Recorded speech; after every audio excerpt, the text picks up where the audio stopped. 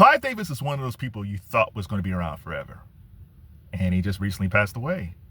You know, it's weird because as long as I've been alive, the musical landscape that Clive Davis has crafted has been part of my life.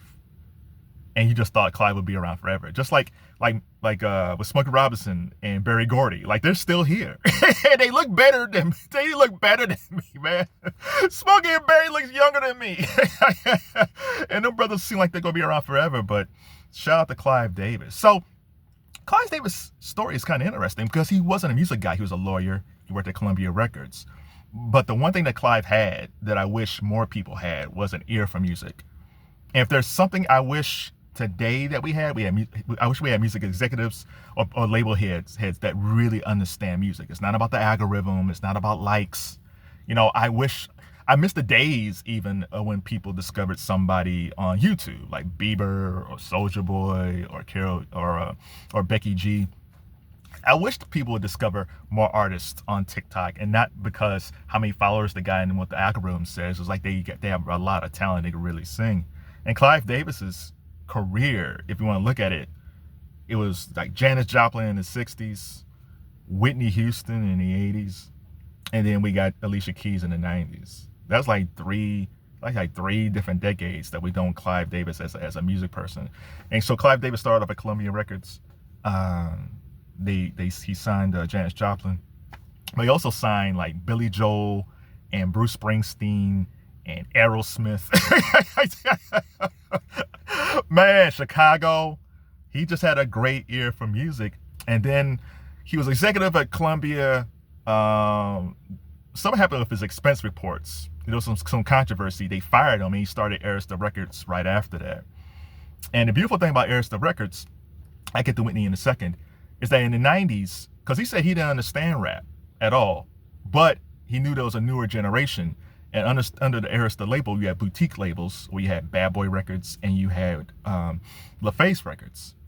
And Clive Davis, he trusted Combs, he trusted LA and Babyface, and said, you guys run it, you find the talent, I just give you the money. And if it wasn't for that umbrella of that boutique label, we probably wouldn't get Outkast and Usher and TLC and Toni Braxton with LaFace, and then Biggie and Faith and Total and Craig Mack and all these great artists under Bad Boy. So shout out to Clive Davis for saying, like, I don't understand this new era, but I'm going to trust the people that they're going to run their label. I'm going to give them complete autonomy. And man, I just wish there was more boutique labels like that. And then Def Jam started doing that, as well with Murder Inc. and Rough Riders. They started doing the boutique thing back in the 90s. That was fantastic too. But one of the things that was interesting about Clive Davis is the Whitney Houston story. So Whitney Houston's from Jersey. And, Whitney got a little hood in her, but he polished her up and made her seem like she's like this urban princess. As she was. Whitney Houston was a model. Whitney Houston was beautiful. So he took that and kind of reshaped her as this pop princess, even though Whitney had a very strong urban side. But Whitney Houston was like the ultimate code switcher. Because if you were back in the 80s, you really felt like, wow, she must have went to some private school. And there's nothing hood about Whitney at all until she got with Bob. And we found out later, oh no, she hood. But yeah, when she first came out though, the debut album, they really did, even though he wanted to see her go into pop, they really didn't promote her as a pop artist.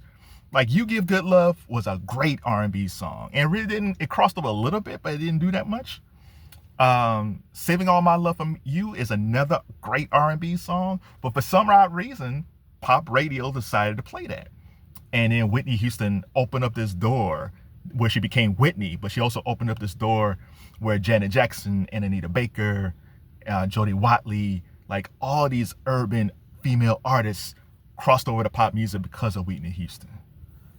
So that first album was more of an R&B pop hybrid. And then when we got to the second album,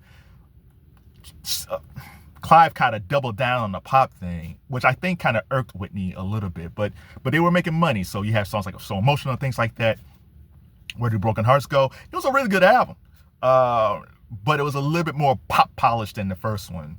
And I remember Whitney was at the I don't know, one of those not BET Awards, like one of those awards shows, Image Awards back in the days, and she got booed because they felt like Whitney wasn't a true R&B person, but she actually was. But Whitney and Clive were both right. Like Whitney wanted more urban stuff in her music, but Clive just saw the money aspect and the pop star of Whitney Houston. So those first 3 albums, the debut album, the second album, and the Bodyguard soundtrack, were amazing international multi-platinum records.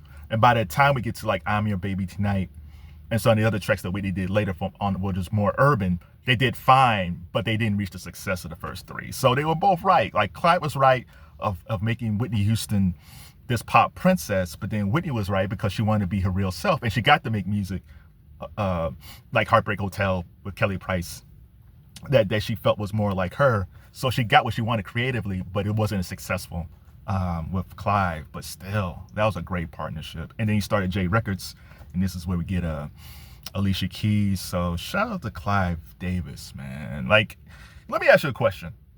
Who is your favorite music mogul? Who is your favorite music executive that has a great ear when it comes to talent, where you can point to that person and like, yeah, this guy discovered this person and that person, because we don't have those people today.